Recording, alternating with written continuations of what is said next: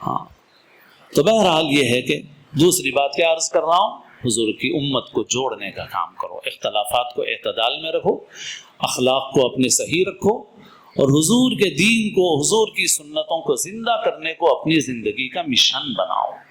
آپ کے لائے ہوئے طریقے کو زندہ کرنا ہے، آپ کی سیرت کو پہنچانا ہے لوگوں تک۔ دوسروں تک تو کیا پہنچائیں گے؟ ہماری اولاد باخبر نہیں ہو سکی ہے رسول اللہ صلی اللہ علیہ وسلم کی سیرت سے، ہمارے بچے باخبر نہیں ہوئے، ہماری بچیاں باخبر نہیں ہوئی۔ ہمارے شہر کا یہ ایک اسکول ہے، اس کے ذمہ دار نے ایک مرتبہ اتنی گڈی نکال کے ہمارے سامنے رکھی کہ جو بچیاں انجینئرنگ وغیرہ کر کے آتی ہیں، جو پیڑھیوں سے مسلمان ہیں، ان سے بنیادی معلومات دین کی پوچھی جاتی ہیں انٹرویو لیتے وقت کہ بھئی اسکول میں پڑھانے رکھنا ہے تو مسلمان ہونے کی حیثیت سے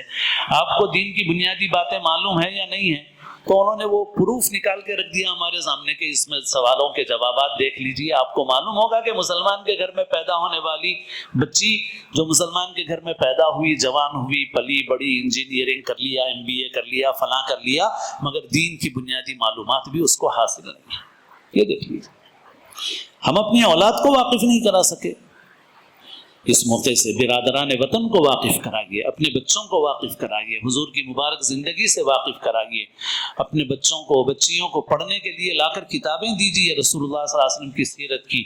جس زبان کو وہ جانتے ہیں اس زبان میں لا کر کے دیجیے، بچوں کو بچوں کے اعتبار کی کتابیں دیجیے، غیر مسلموں تک جو آپ سے کچھ بات کریں اور رابطہ کریں تو آپ ضرور ان کو پہنچائیے، وہ جس زبان میں جانتے ہیں اس زبان میں کتاب لے جا کے پہنچائیے۔ کسی نے آپ کو ٹچ کیا ہے تو آپ کی ذمہ داری بڑھ گئی ہے،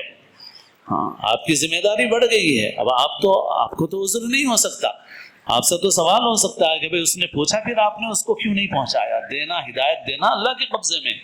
باقی ہمارا جو کام تھا وہ ہم کو کرنا چاہیے تھا۔ تو آپ صلی اللہ علیہ وسلم کی سیرت کو خود بھی پڑھیں، اپنے بچوں کو سیرت سے آشنا کرائیں،